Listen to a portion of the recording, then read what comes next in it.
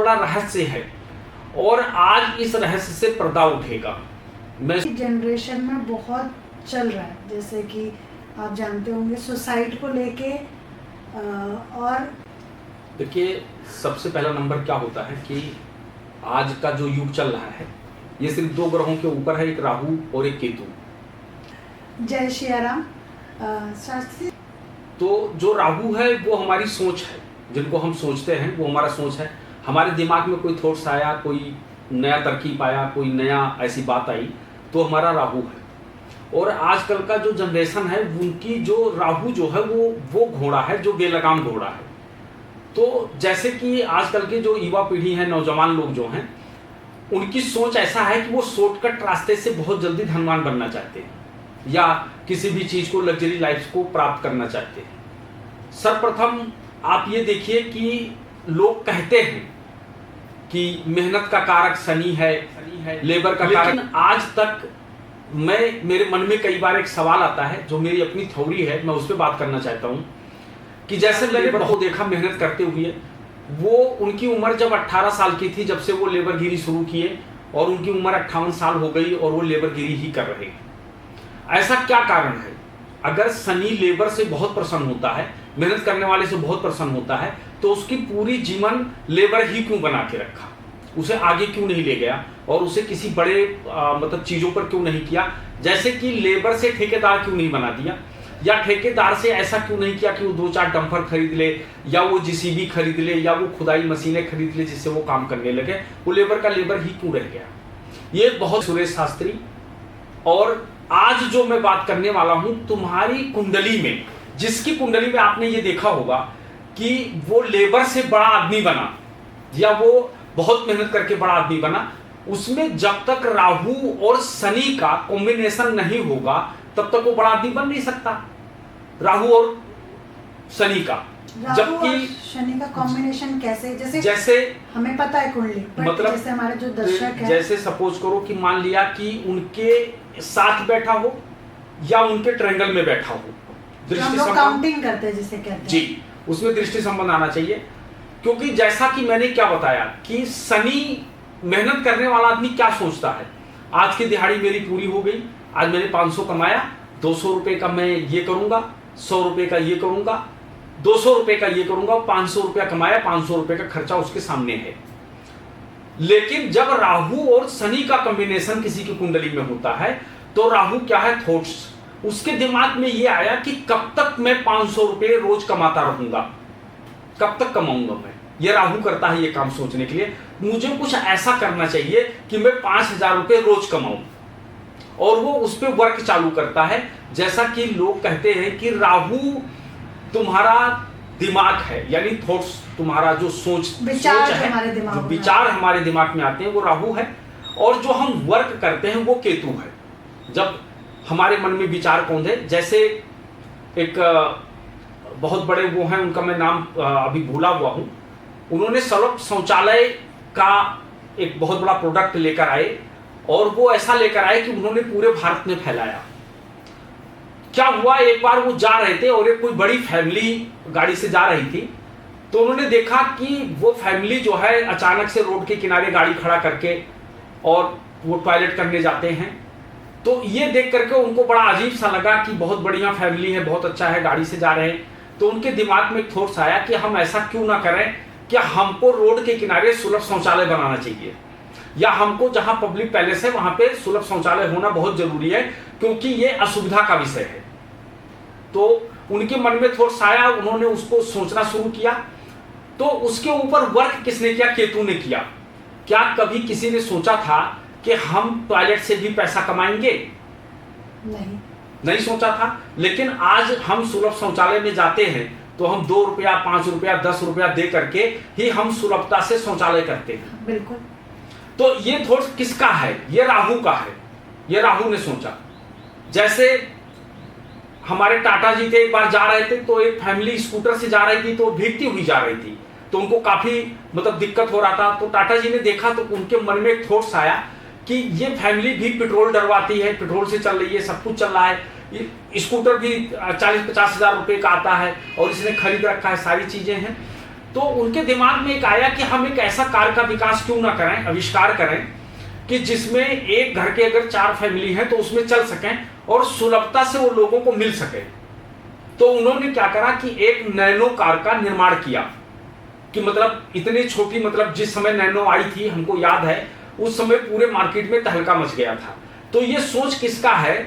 जो सोचते हम राहु का है, लेकिन वर्क करने का काम केतु करता है, क्योंकि राहु के पास सिर्फ मस्तिष्क है, उसके पास में ना तो हाथ है, ना पैर है, ना पेट है, कुछ भी नहीं है उसके पास। तो इसलिए केतु करता है, जो हम सोचते हैं उसको केतु करता है। आजकल की जो युवा पीढ़ी है वो शॉर्टकट रास्ते से बहुत बड़ा अमीर बनना चाहते हैं, बहुत जल्दी बनना चाहते हैं, लेकिन करना नहीं चाहते।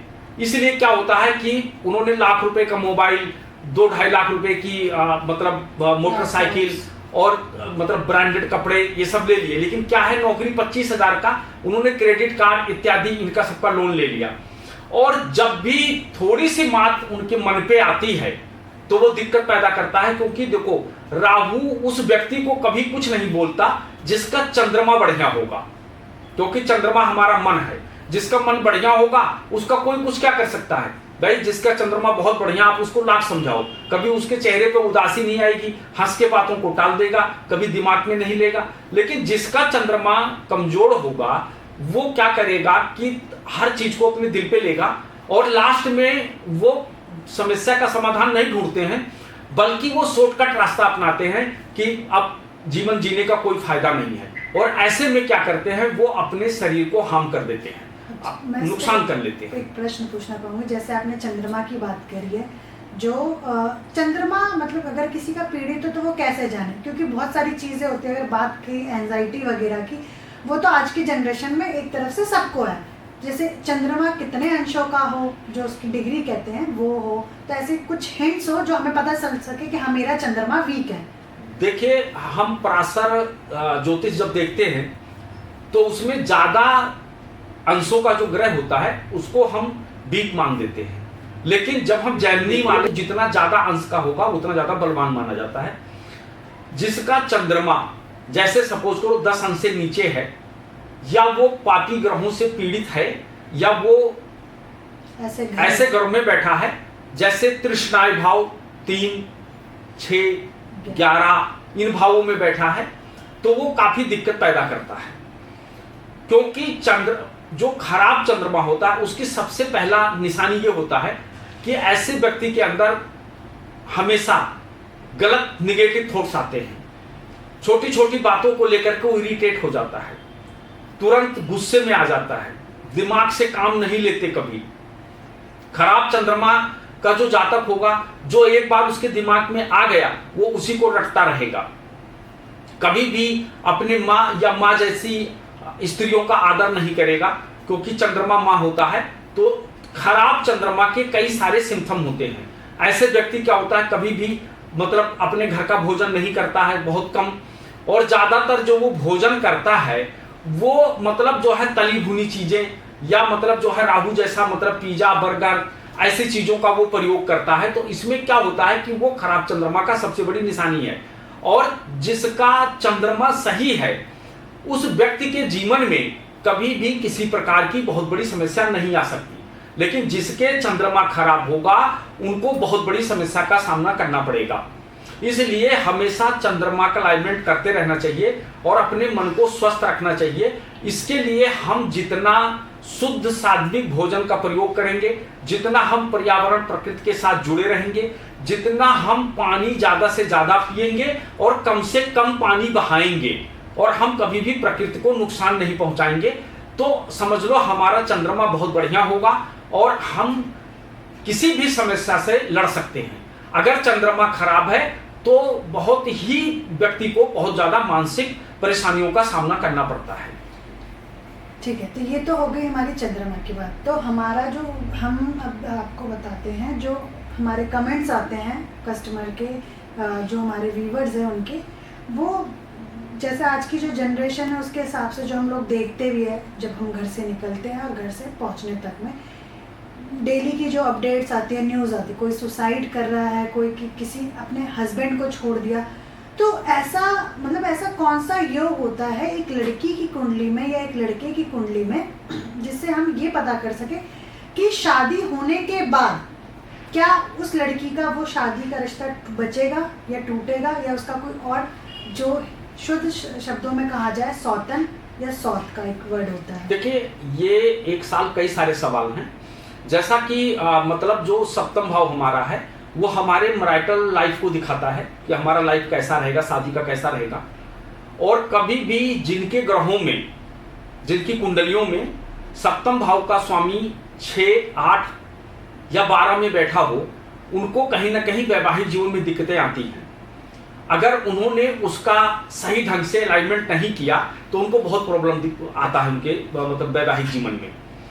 क्योंकि छठा भाव जो हमारा होता है वो होता है चैलेंज का, और अष्टम भाव जो हमारा होता है वो होता है चेंजिंग का, और जो 12वां भाव हमारा होता है वो होता है एकांत का। तो क्या होता है कि अगर सप्तम भाव का स्वामी अष्टम भाव में आ गया है तो हमें अपने आप में चेंजिंग लाना पड़ेगा, और हमें यह देखना पड़ेगा कि हमारा जो पार्टनर है वो हमें क्या देखना चाहता है, क्या चेंजिंग मांग रहा है। अगर वो चेंजिंग हम कर देते हैं तो हमारे रिश्ते कभी खराब नहीं होंगे, हमारा रिश्ता बढ़िया बना रहेगा।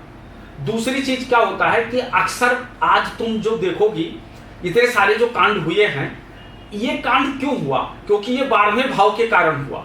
12वां भाव किसका है? मुक्ति का या विदेश का। मुक्ति का है और विदेश का है। तो क्या होता है कि सबसे पहला नंबर, जिन लोगों की नई नई शादियां हुई उन्होंने अपने पत्नी को छोड़कर विदेश चले गए और वो 5 साल 4 साल नहीं आए। मुक्ति का मतलब जो है कि उन्होंने उनको मुक्त कर दिया।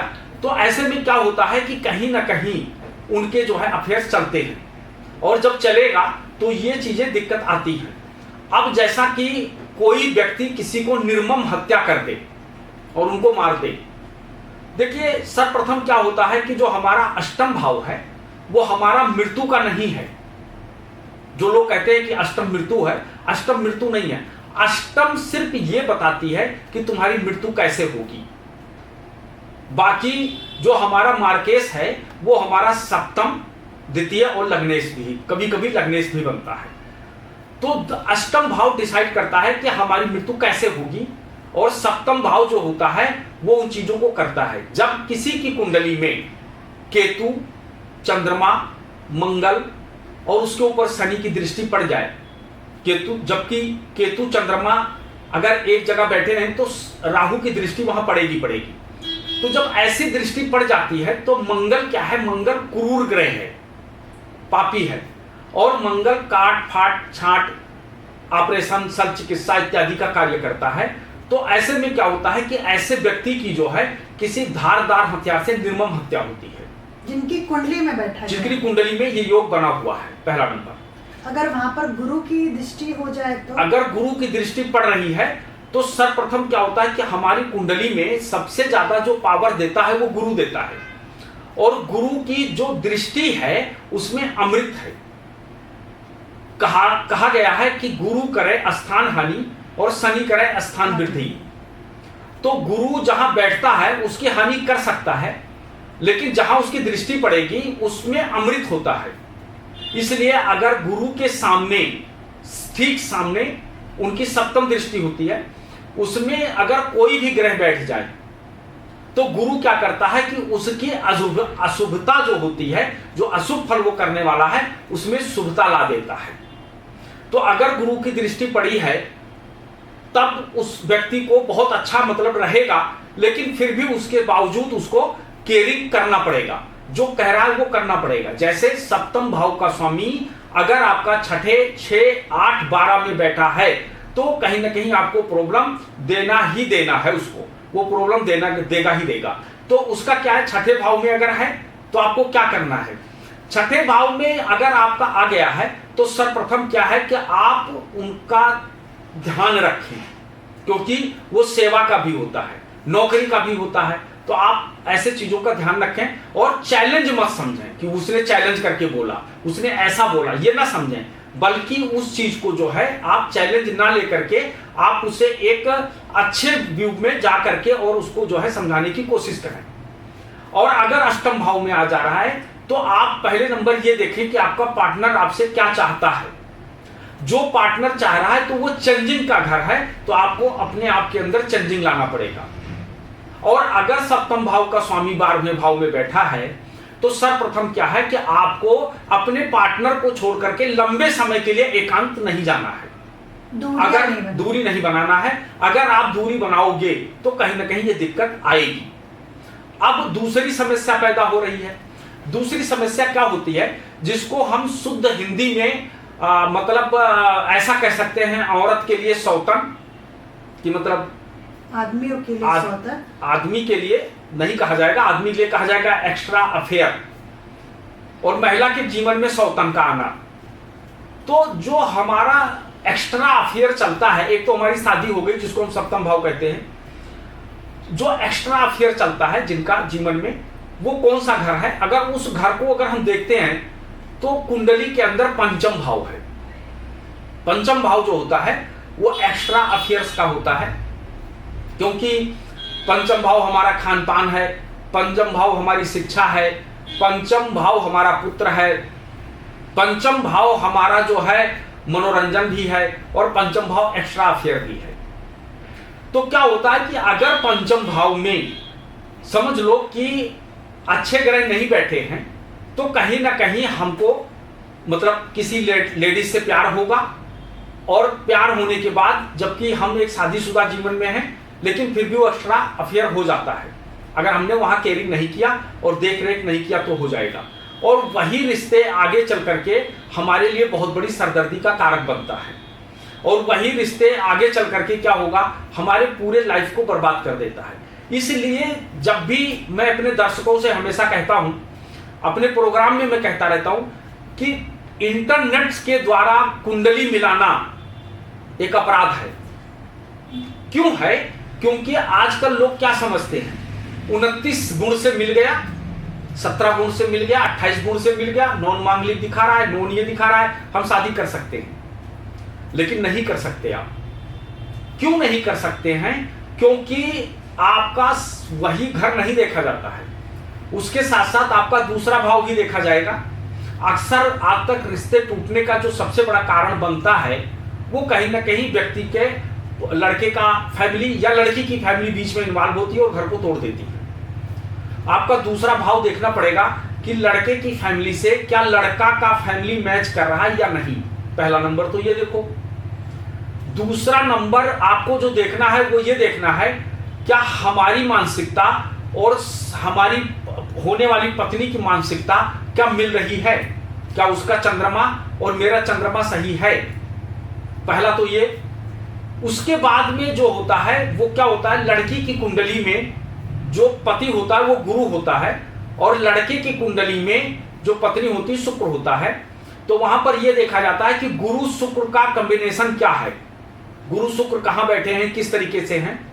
तो इस तरीके से अगर देखा जाए तो कुंडली में बहुत कुछ मिलाया जाता है।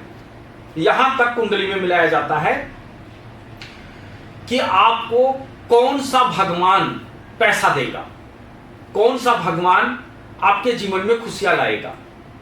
अगर आपका, जब हम वर्ण देखते हैं, वर्ण, तो आपने अक्सर सुना होगा ये राक्षस वर्ण का है और एक आता है देववर्ण। अगर राक्षस वर्ण का आदमी है और अगर वो देव वर्ण का पूजा करता है तो देवता कभी राक्षसों का उत्थान नहीं करते, पहला नंबर। और अगर लड़का या कोई भी किसी का वर्ण जो है देव, वो मतलब जो है राक्षस वर्ण का है और वो देव का पूजा कर रहा है तो कभी राक्षसों का उत्थान देवता भी नहीं करते। तो ये देखा जाता है कि वर्ण के द्वारा कि आप किसकी पूजा करके अपने जीवन को सुखमय बना सकते हो। कई बार जब हम मिलाते हैं तो उसमें नाड़ी दोष भी आता है। नाड़ी वो दोष है जो हमको संतत उत्पत्ति करने में बहुत बड़ा सहायक होता है। मैं आपसे इसमें एक प्रश्न करना चाहूँगी। जैसे मैं भी काफ़ी यूट्यूब चैनल्स में काफ़ी लोगों के एस्ट्रोलॉजी वीडियोस देखती हूँ, तो उसमें वो ये कहते हैं, और बहुत से लोगों को मैंने देखा भी है, सुना भी है, कि जैसे कोई कुछ कह रहा है, जैसे आपकी वीडियोस भी है, और कोई कुछ कह रहा है तो वो चीज़ कर लेते। क्या ये हम कर सकते हैं? नहीं कर सकते। जैसे कि हम नहीं कर सकते, क्यों नहीं कर राशियां देख के सकते? होता है कि कुंभ राशि, नहीं, मेष राशि। हम इसलिए नहीं कर सकते क्योंकि हमारी जो एक कुंडली होती है प्रॉपर तरीके से वो हमको बताती है। अब जैसे मैं बैठा हूं आपके सामने, लाइव बैठा हूं, अब अगर मेरे से पूछा जाए तो मेरी कुंडली सिंह लगन की कुंडली है जी। और मेरी वृषभ राशि है। लेकिन अगर जब मुझे कोई पत्रा वाला पंडित मिलेगा या मुझे कोई वैसा पंडित मिलेगा तो पूछेगा क्या नाम है, तो मैं उसको बोलूंगा मेरा नाम सुरेश है, तो वो हमको क्या बोलेगा, तुम कुंभ राशि का हो जी। और कुंभ राशि के ऊपर इस समय 7.5 चल रही है, बिल्कुल। जबकि वृषभ के ऊपर ना ढैया है ना 7.5 है, कुछ नहीं चल रहा है। अब हम उपाय किसका करने में लग गए, शनि का। हालांकि काल पुरुष की कुंडली से शनि का उपाय करना बहुत अच्छी बात है। शनि हमारे 10वें भाव को और 11वें भाव को रूल करता है, लेकिन इसी तरीके से कई बार क्या होता है कि हमारे नाम से हमको उपाय करवाने लगते हैं और हमारा ज्योतिष कहता है कि एक समय पर आप 24 घंटे में सिर्फ एक रेमेडी कर सकते हैं, दूसरा नहीं कर सकते हैं। और सबसे पहला नंबर ऐश्वर्या, मैं तुम्हें बताऊं कि कुंडली जो ज्योतिष हमारा है ये अक्सर कर्म को बड़ा बताता है, कर्म बताता है, ना कि उपाय। आप अगर कर्म नहीं करोगे तो उपाय करके आप क्या कर सकते हो? बिल्कुल। इसलिए सबसे बड़ी चीज जो है वो कर्म है। कर्म करना चाहिए व्यक्ति को। तो कर्म में क्या करना चाहिए व्यक्ति को? कड़ी से कड़ी मेहनत करना चाहिए। जैसा मैंने कहा कि शनि कड़ी से कड़ी मेहनत करवाता है व्यक्ति को, लेकिन जो हमारे अंदर अपशुनुटियां आती हैं, जो हमारे अंदर कुछ बड़ा बनने का जो आता है, जो हमको बहुत बड़ा ख्वाब दिखाता है कुछ एक्स्ट्रा करने का, वो राहु है। जब तक आप मेहनत के साथ साथ में राहु को फॉलो नहीं करोगे तब तक आप जहां थे वहीं रहोगे। मजदूरी करके क्या कर सकते हो आप अपने जीवन में? इसलिए आपको राहु को फॉलो करना पड़ेगा, क्योंकि राहु हमेशा बड़ा करने के लिए बोलता है। हर व्यक्ति के जीवन में स्ट्रगल आता है और स्ट्रगल करता जाता, लेकिन एक दिन वो सोचता है यार ये कब तक ऐसे, अब मैं रिस्क उठाऊंगा और मैं कोई ना कोई दुकान खोलूंगा या मैं कोई ना कोई व्यापार करूंगा, जो भी जानता है वो व्यापार करूंगा। और जब वो करता है तो उसको क्या पता चलता है कि साल 2 साल में वो पैसा वाला बन गया। कैसे? वहां उसने राहु को फॉलो किया। इसलिए जब भी शनि राहु का योग कुंडली में बनता है बहुत अच्छा योग माना गया है, ना कि पिचास योग। बहुत सारे लोगों का जब राहु शनि का योग देखते हैं तो मैं यूट्यूब में भी देखता हूं तो उसमें मुझे बड़ी हंसी आती है राहु शनि का। तो अभी जैसे राहु शनि एक साथ बैठा हुआ है मीन के घर में, तो बहुत सारे लोग कह रहे हैं बन गया राहु और शनि का योग 50 योग। राहु शनि का कभी 50 योग नहीं बनेगा। क्या हम ये मान सकते कि कोई भी ग्रह खराब नहीं होते, उनको हम बनाते हैं? देखो, सर्वप्रथम क्या होता है कि आपने देखा होगा हमारे देश में एक बहुत सिंपल सा मैं बता रहा हूं ताकि समझ में आए। हमारे देश में हर मेडिसिन हर रोग के लिए बना है। बिल्कुल। लेकिन आप जब गलत मेडिसिन की दवा, मतलब गलत रोग की जब आप दवा खा लेंगे तो आपको क्या होगा? हार्म करेगा, दिक्कत आपको पहुंचा देगा। जी। इसी तरीके से क्या होता है कि ग्रह क्या कहता है, आपने कई बार देखा होगा कि आप की राहु की महादशा आने वाली होती है तो आप कई बार अपने घर में सोचते हैं आप बहुत दिन हो गया मैंने टॉयलेट नहीं चेंज करवाया तो उसको कुछ करवा देता हूँ, कुछ चेंजिंग लाना, चेंजिंग ले आता हूँ मैं। तो टॉयलेट में अक्सर वो टॉयलेट में चेंजिंग लाता है और कुछ दिन बाद जब वो 2-4 महीने बाद जब किसी ज्योतिषी के पास जाता है तो ज्योतिषी कहता है देखो आपका राहु की महादशा आई है तो आपका जीर्ण शीर्ण टॉयलेट को थोड़ा बढ़िया कर देना चाहिए। नहीं महाराज, मैं तो 4 महीना पहले कर चुका हूं। तो पता चलता है कि राहु की ही महादशा आई थी और उसने कर दिया।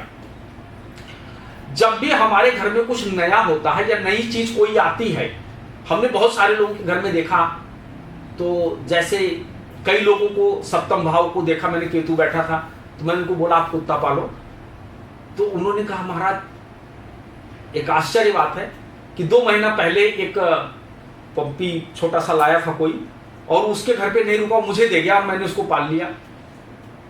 तो देखो ग्रह आता है उसके पहले चीजों को ले आता है। मतलब ये है तो इसलिए कोई भी ग्रह शुभ और अशुभ नहीं होता, उसको शुभ और अशुभ हम अपने कर्मों के द्वारा बना देते हैं। अगर हम हमको जो ग्रह का रिक्वायरमेंट है अगर हम उसको पूरा करते रहेंगे वो ग्रह हमारे डिजायर्स को पूरा करता रहेगा। तो हमें फिर ये करना चाहिए कि कभी भी हम ये टीवी, इंस्टाग्राम, यूट्यूब इन सब चीज़ों को देखें, पर उसको ना करें जब तक एक अच्छे ज्योतिष से हम उस चीज़ की परामर्श ना लेके अपनी कुंडली से वो करें। क्योंकि अगर हम कुछ चीज़ सही करना चाहें, क्या पता वो हमारे जीवन में गलत हो जाए। जैसे कि अब एसोरियास का क्या मैं उदाहरण दूं, एक हमारे जानने वाले थे, तो उनको डायबिटीज था, तो उन्होंने यूट्यूब पे देखा कि मतलब केला खा करके वो डायबिटीज को चेक करते हैं तो उसमें नॉर्मल आता है। वो बेचारे ने क्या करा कि मतलब 3-4 महीने तक वो केला खाया, उसका मन करता था तो वो 5-6 केला डेली खाता था। उसके केले के बारे में बहुत कुछ बताया गया, खाया, और जब जाकर के वो हर तीसरे महीने अपना शुगर नपवाता था। जब वो तीसरे महीने में जाकर के शुगर नपवाया तो 366 निकला, जो कि उसका 120 था, वो कितना निकला, खाली पेट 366।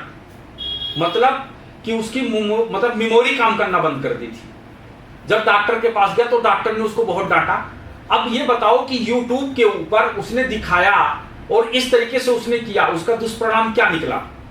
इस तरीके से अभी ऐश्वर्या मेरे ऑफिस में अभी आधा घंटा पहले एक पत्नी आए थे, तो उसकी पत्नी ने क्या है कि एक यूट्यूब में दिया था कोई मंत्र, अघोर मंत्र, पता नहीं वो मतलब लक्ष्मी का किसका था, वो जपने के लिए दिया था, और उसने जपना शुरू किया। और आज उसकी वो पोजीशन है कि वो अपने दिमाग में नहीं है और मतलब काफी परेशान है, और उसको इधर उधर दिखा रहे हैं झाड़ फूंक वालों को। मैंने उसको पूछा कि तुमने कोई मंत्र जपा था, तो उसने बोली हाँ जी मैंने जपा था।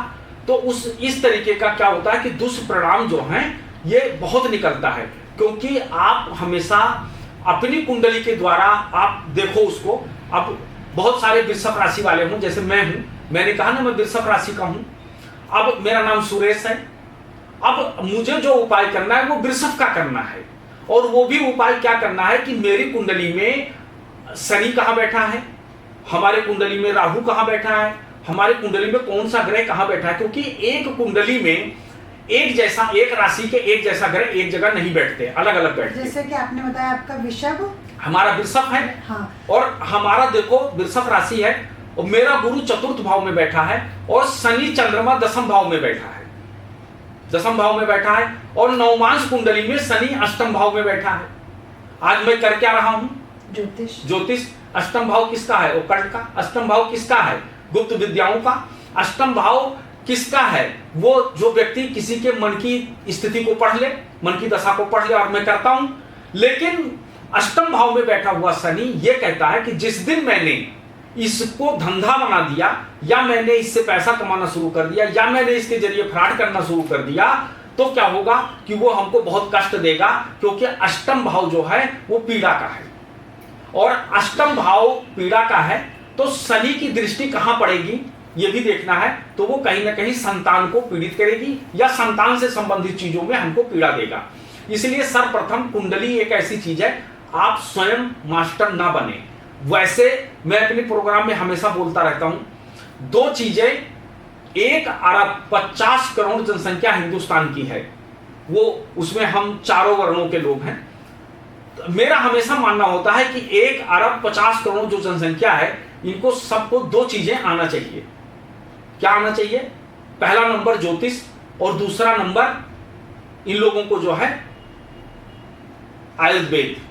क्योंकि इसलिए आना चाहिए, आजकल आयुर्वेद की बहुत ज्यादा जरूरत है।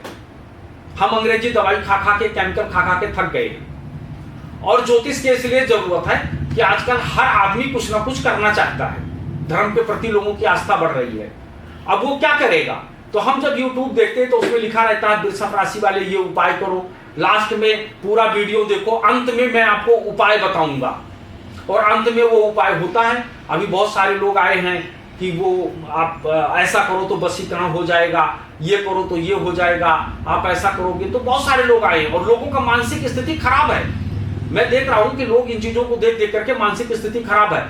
तुम्हारी अपनी थ्योरी क्या है, लोग कहां से बोलते हैं, मुझे ये नहीं समझ में आता कि वो ना तो वैदिक ज्योतिष है, ना वो मैदनी ज्योतिष है, ना वो मतलब लाल किताब है, वो इस प्रकार की कोई ज्योतिष ही नहीं है। और कहां से लोग लाते हैं, आजकल तो आप YouTube पे कुछ भी बोल दो और लोग उसको करने लगते हैं। ये मतलब गजब की बातें हैं कि लोग कुछ भी कर सकते हैं, और किन के लिए, सिर्फ 2 चीजों के लिए। पहला नंबर प्यार और दूसरा नंबर पैसा, बस इसके पीछे। स्वास्थ्य कहां जा रहा है उससे कोई मतलब नहीं। तो यूट्यूब देख करके आप ना बने, जैसा मैंने कहा नहीं कि लोग आजकल नेट के ऊपर अपनी कुंडली मिला लेते हैं और मिलाने के 6 महीने बाद उनको दिक्कतें आती हैं।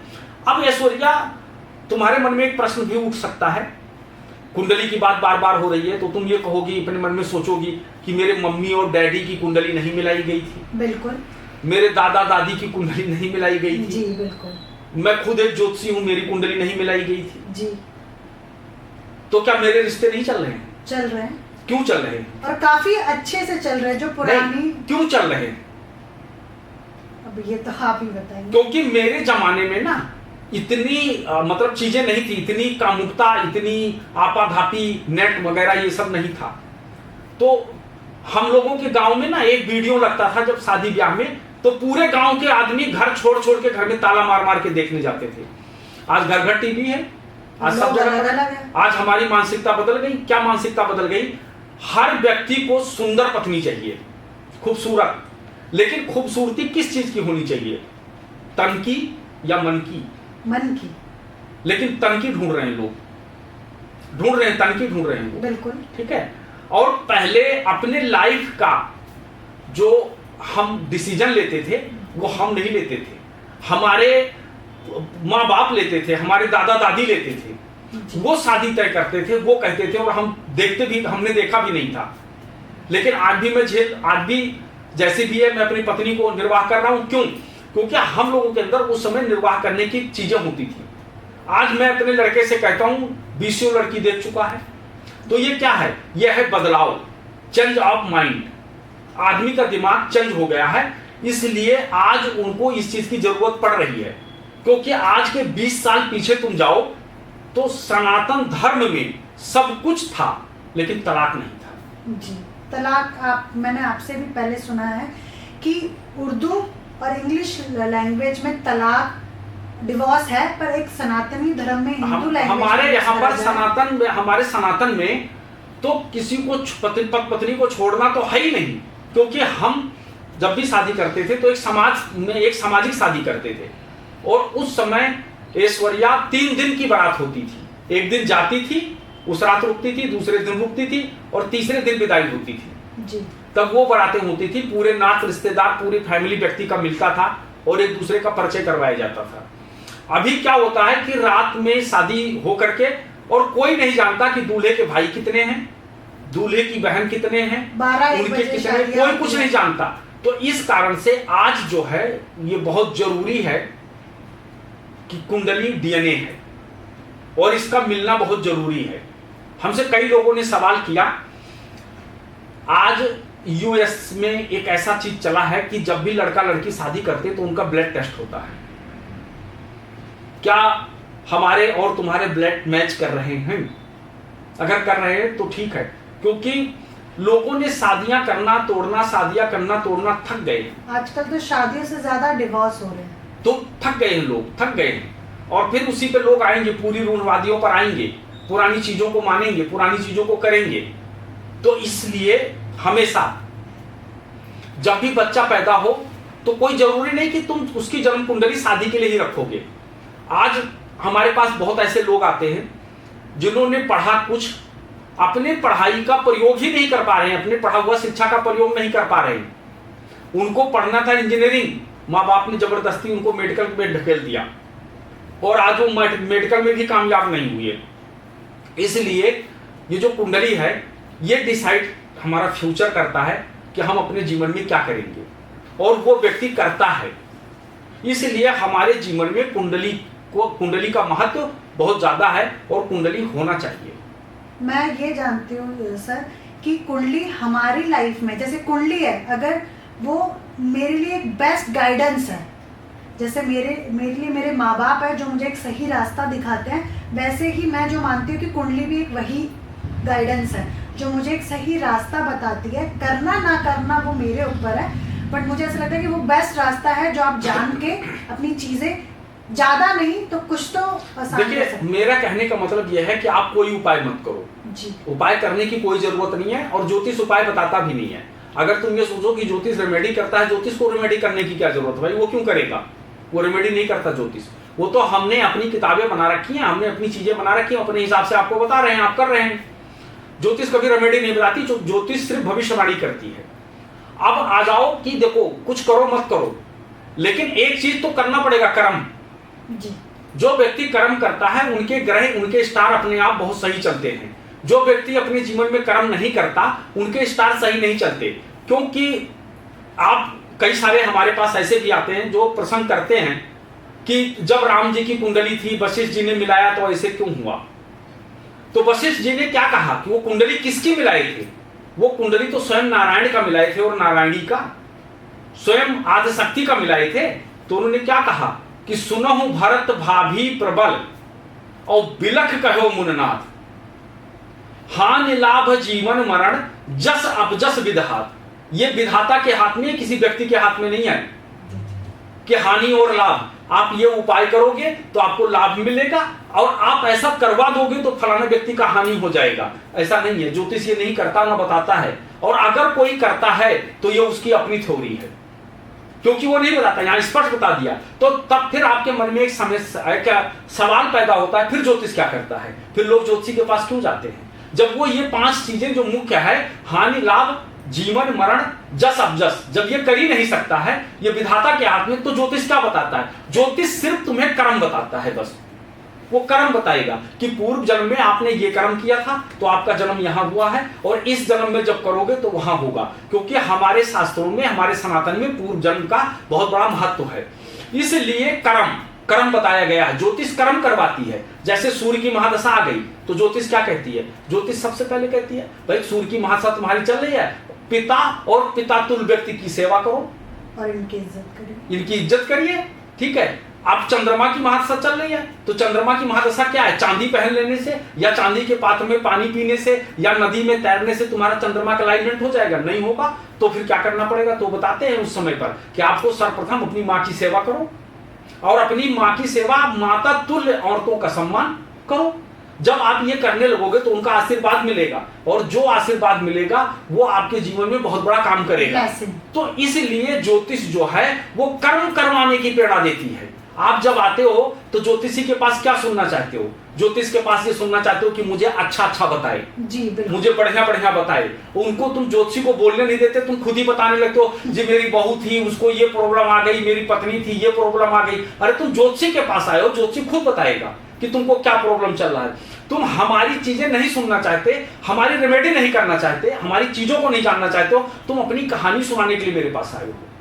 इसलिए क्या होता है, जब भी तुम ज्योतिषी के पास जाओ, एक अच्छे ज्योतिषी के पास जाओ, तुम्हें बोलना नहीं है, साइलेंट मूड में बैठ जाओ, वो खुद बताएगा तुम्हें कि एक अच्छा ज्योतिषी क्या बताता है, क्या करता है। तुम उसकी प्रोडक्शन को सुनो और तुम्हें पता चलेगा कि उसने जो बताई वो 100% सही बताया, क्योंकि ज्योतिष 100% सत्य है। और वो ये नहीं बताएगा इसे जला दो, उसे यहां कर दो, इसे प्रवाहित कर दो, ये लाल किताब बताती है। वैदिक ज्योतिष नहीं बताता। वैदिक ज्योतिष आपको हमेशा धर्म से जोड़ेगा, आपको हमेशा जो है कर्म से जोड़ेगा। 2 ही चीज से जोड़ेगा, धर्म और कर्म, बस 2 चीजों से जोड़ कर रखेगा तुमको। आप अपने जीवन में धर्म और कर्म को महत्व बना लो।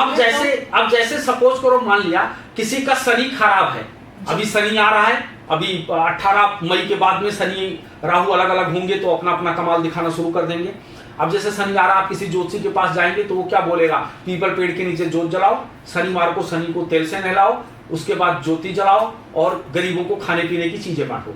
लेकिन अब ये तुम करोगे, उसके बावजूद भी तुम्हें फायदा नहीं मिलेगा। क्यों नहीं मिलेगा?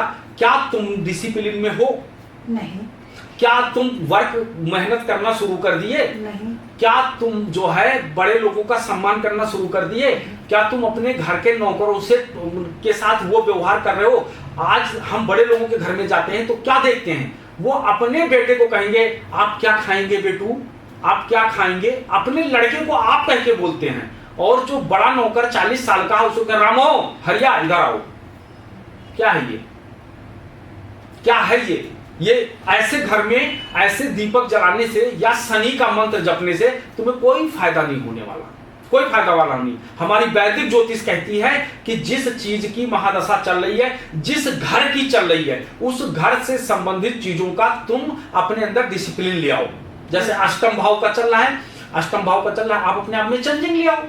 अष्टम भाव जो है किसका है? अष्टम भाव जो है गुप्त विद्याओं का है। आप गुप्त मतलब शास्त्र का पढ़ना शुरू कर दो। किस चीज का है वो जो है वो धन है जो बिना कमाए हुए मिले, वो धन है जो आपको LIC जीवन बीमा से मिल सकता है। आप उसमें आप जिसका लग्नेश अष्टम भाव में चला जाए, लोग कहते हैं तुम्हारा तो अष्टम में चला गया, तुम तो अपने जीवन में बहुत कष्ट उठाओगे। ऐसा कुछ नहीं है। अगर लग्न का स्वामी अष्टम भाव में आ गया, अगर वो LIC का काम करने लगे तो, वो जीवन बीमा का काम करने लगे तो, अगर वो गुप्त एजेंसियों में चला गया तो क्या हुआ? कुछ नहीं है। बस उनको सिर्फ क्या है कि अपने खान पान में चेंजिंग नहीं लाना है। आपको हमेशा वही भोजन करना है जो भोजन आपको सुपाच्य हो और आसानी से पच जाए। तो अष्टम भाव, आप ज्योतिष को समझो कि ज्योतिष कह क्या रहा है। हमारा ज्योतिष सिर्फ यही कहता है कि आप स्वयं अपना उपाय करो, आप अपने आप करो। बाकी रह गई बात ये रेमेडी कर देंगे, ये हम वो कर देंगे, हम जो है हनुमान जी को फॉलो नहीं करेंगे, हम मतलब जो अपने बड़े भाई का या छोटे भाई का सम्मान नहीं करेंगे, लेकिन उसके बावजूद भी क्या है हम हनुमान जी की पूजा करेंगे, तो ऐसे नहीं होता है। आपको सर्वप्रथम भाई से संबंधित चीजों का उपाय करना होगा। जब आप उनके साथ मैत्री संबंध बना के रखेंगे, जब आप उनके साथ करके रखेंगे तो आपका मंगल सही होगा।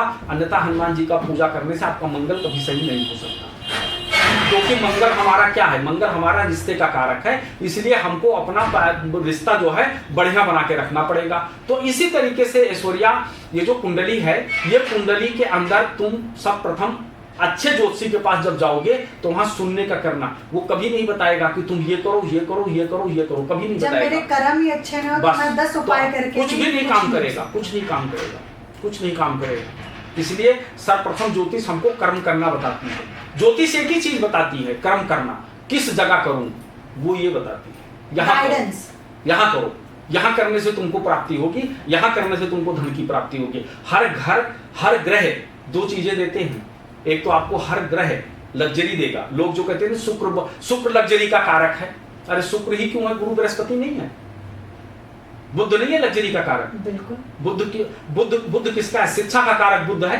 आज जितने IAS लोग हैं, जितने IPS लोग हैं, ये कैसे बने? शिक्षा से ही तो बने। आज उनके लग्जरी जीवन नहीं है, उनके जीवन में क्यों नहीं है? तो शुक्र को ही क्यों बदनाम किया जा रहा है कि शुक्र ही लग्जरी जीवन का कारक है? 9 ग्रह हमारे जीवन में है, हमारी कुंडली में 9 ग्रह हैं। हमारे कुंडली में 9 ग्रह 2 चीजें देते हैं। सर्वप्रथम हर ग्रह एक तो हमको भक्ति देता है और हर ग्रह हमको लग्जरी देता है। अब ये आपके ऊपर है कि आप उनसे भक्ति लेना चाहते हो या लग्जरी लेना चाहते हो या उनसे दोनों लेना चाहते हो, ये आपके ऊपर है। बाकी अगर आप ये सोचो कि हम किसी बड़े एस्ट्रोलॉजर के पास 1.25 लाख रुपए फीस दे करके या हम 51,000 रुपए फीस दे करके हम अगर किसी बढ़िया ज्योतिषी के पास जाएंगे तो हमारा तकदीर बदल देगा, तो इस चौपाई को जरूर याद रखा कि सुनो भरत भाभी प्रवर बिलख कहो मुनिनाथ, लाभ हान जीवन मरण जस अबजस विधात, कोई नहीं पलट सकता है। ये ईश्वर ने अपनी मुट्ठी में बंद करके रखा है और जो कर्म करेगा उन्हीं का ये खुलेगा, जो नहीं करेगा उनका नहीं खुलेगा। वही जो बहुत से लोग, अब मेरा एक और प्रश्न है, जैसे कि बहुत से लोग मांगलिक के लिए डरते हैं। मांगलिक मतलब मांगलिक दोष है या योग है? देखो सर्वप्रथम क्या होता है कि दोष नहीं कहा जाता, योग कहा जाता है। से लोग डरते, अरे मांगलिक नहीं, मांगलिक देखो मांगलिक क्या है कि आज के जमाने में जब से सास बहू की तू में तमाम सारी सीरियल आ गए, जब पेट में बच्चा होता है और जैसे हमारी सोच होती है वैसे वो हो जाता है, तो एक ऐसे ग्रहों की युक्ति होती है मांगलिक दोष। मांगलिक जो है एक योग होता है, दोष नहीं होता वो किसी भी प्रकार का। उसमें क्या होता है, लड़का लड़की अगर मांगलिक हैं तो दोनों लड़का लड़की अगर एक जगह शादी कर लें, वैसे मैंने बहुत सारे वीडियो देखे हैं, लोग कहते हैं ये सब बहुत ज़्यादा मतलब नहीं होता, लेकिन मैं अगर मेरे से पूछा जाए तो मेरे पास ऐसे कम से कम 500 कुंडलियों पर रिसर्च है कि मांगलिक और नॉन मांगलिक से शादी हुआ वो नहीं चली, नहीं चला। तो मतलब आप इसलिए अगर तुम्हारी कुंडली में मांगलिक योग है और तुम्हारे पति की कुंडली में भी मांगलिक योग है, तो अगर उससे शादी हो जाती है तो तुम्हारा रिश्ता चलेगा। और अगर ये योग तुम्हारी कुंडली में नहीं है तो तुम्हारे रिश्ते असंभव, ज्यादा से ज्यादा मतलब टूटने की बहुत बड़ी संभावना बन जाती है और वो रिश्ते टूट जाते हैं। और ऐसे रिश्ते नहीं करने चाहिए, क्योंकि करने से क्या होगा, आपको कहीं ना कहीं समस्या पैदा होगा। तो आपका कहने का ये है कि जो नॉन मांगलिक है और जो मांगलिक है उन दोनों को शादी नहीं करना चाहिए, बिल्कुल नहीं करना चाहिए। बिल्कुल नहीं करना चाहिए। और मैं आगे भी बहुत सारे अपनी वीडियो के माध्यम से लोगों को बताता रहूंगा। फिलहाल आज अभी के लिए इतना ही। तो आप इसको लाइक सब्सक्राइब करें, और आपकी जो भी समस्या है आप हमारे को जो है मैसेज के द्वारा जरूर हमको अवगत करवाएं। जय श्री राम, हर हर महादेव।